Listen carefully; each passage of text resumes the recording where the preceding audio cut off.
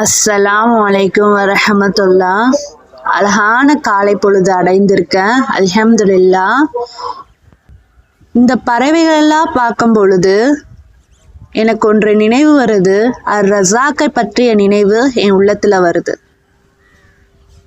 அர் ரஸாக் என்பவன் யார் என்று பார்ப்பதற்கு முன்னாடி நபி ஸல்லல்லாஹு அலைஹி வஸல்லம் சொன்ன ஒரு வார்த்தை, சொன்ன ஹதீஸ் எனக்கு நினைவு வருது.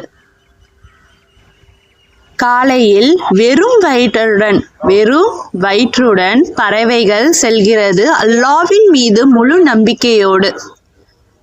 மாலையில் வீடு திரும்புது வயிறு நிரம்ப.